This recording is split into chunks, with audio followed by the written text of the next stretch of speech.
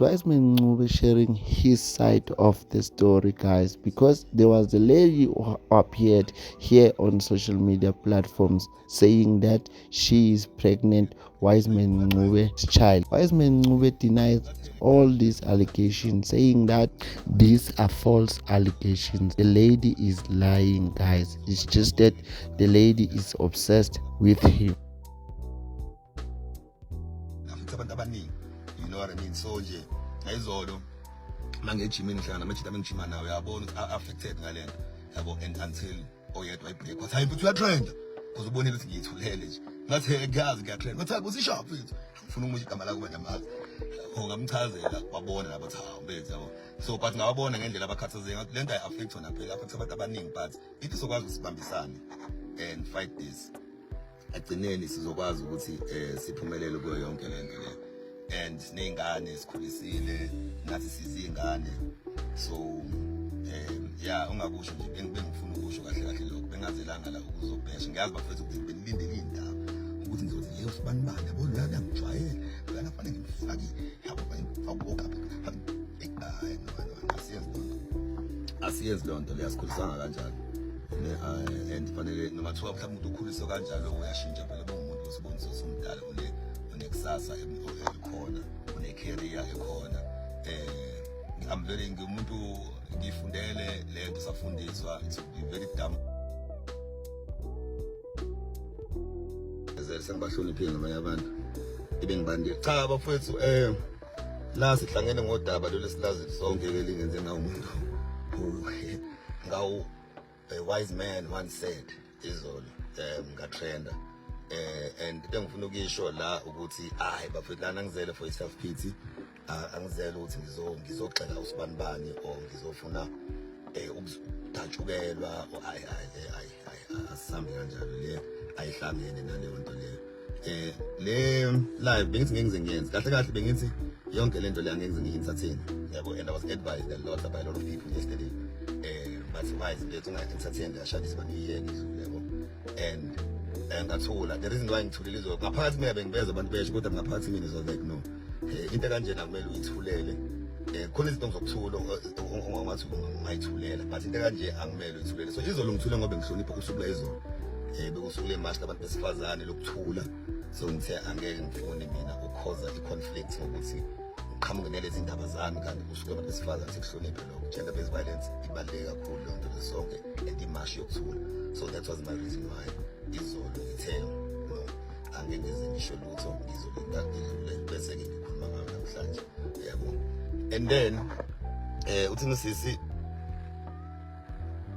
sicela unyuse izwi futhi siyazi lo mfazi so bafethu yonke lento le i-live yami it's about i-obsession being a pandemic.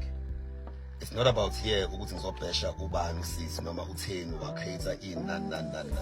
I'm not here to do that. There is not about pointing fingers ukuthi lo uyabheda lo okay.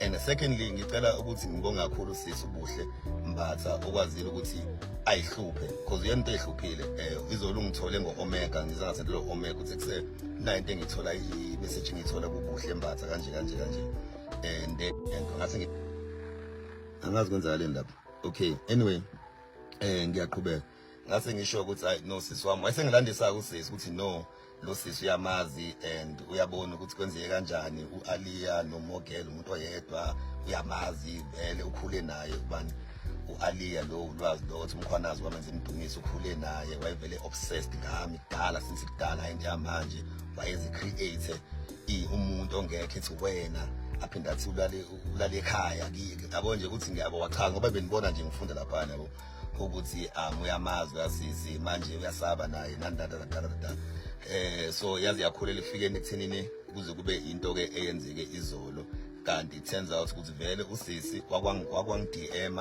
a long time ago, few months, 5 or 4 months ago, if abantu abangazi Instagram ngoba nganga-reposta le nto yakhe eyibhalile yama-tattoo engitshela ukuthi how obsessed she is, she's inspired by my work. Ngami ngaze ngayijabule baze basho abangani bami amajita engiphila nawo enibaziyo basho bathi hey wise yabo siyihlekana njengamajita bathi hey wise yabo le ntombazane ngendlela enza ngayo mfana hayi lo muntu usengakidnapha kunquma ngeke umuntu abhale igama isibonge death of birth inyanga nosuku emzimbeni wakho uthini endodeni yakho uthi nabo uyazi amajita kuhlekwe ngayo kanti nami engazi ukuthi kanti kusasa izophuma lento ile kanje. So abantu abakanje bafethu akumele sibabheshe, yabo.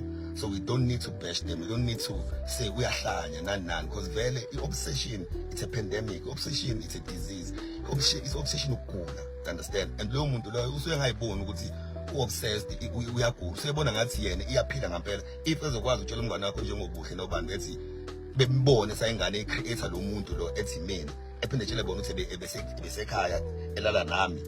Yayibona lonto. So yabo it's a disease, yabo. And ayenzeki lento kuphela kwabantu abafamous ukuthi umuntu uzoba yifan. Yenze I'm sure nawe ukhona umuntu omaziyo onomngane uzubone nami mhlawumbe ukuthi hayi ngeke bhuti wami omncane ngiyazi uyamthanda lo mngane kodwa ngendlela usiwenza ngayo manje sekweqile. That's an obsession, yabo. It's something that we need to look upon and it's something that we need to fight together, yabo. So akusizi mina njengamanje ukuthi ngithi okay wenza ukuthi lo sisi wenza ukuthi nangi siyambona ukhuluma ngomkhwanazi wamtrain say that. Now it's clear to say ukuthi no, inkinga ukhona inkinga ekhona, you know what I mean.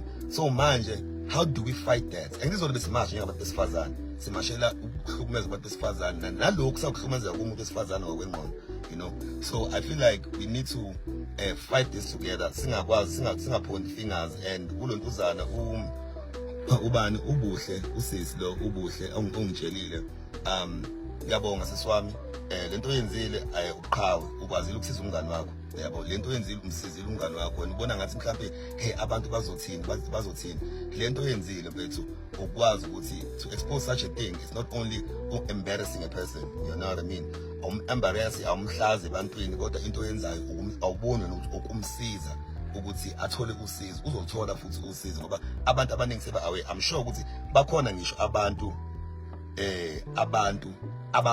abakubonile lokho kuyena eduzane naye, you understand. But manje ngoba uyasathi nabantu abamnyama sekanjani sizokuthi mase kwenzeka into kanje we gonna laugh it out njengoba izobehleka nambe ngihleka mfethu ngifuna uqamba ma lento ithe iphuma ngathuka. But ngase bengifuna ngoba ngiyazi ukuthi no ayihlangani nami ngihleka ama comment bebewasha abantu bathi hawu nginomfazi awuzwa yini, yabo. Nje lonto abanye besho ukuthi esambone emshadweni Nkosi yami ukuthi wayesevuka endlo zadamanga uyiqile khonta phezulu, yabo. Lezo zinto lezo sihleka abanjidami bengifonela bengihleka, yabo.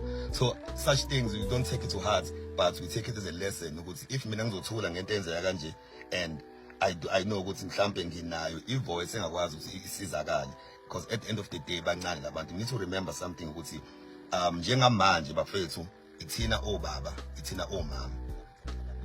Yep, guys, that was Wiseman Ncube sharing his side of the story, guys, saying that the lady is lying. She is making false allegations against him, guys. He is not cheating on his wife.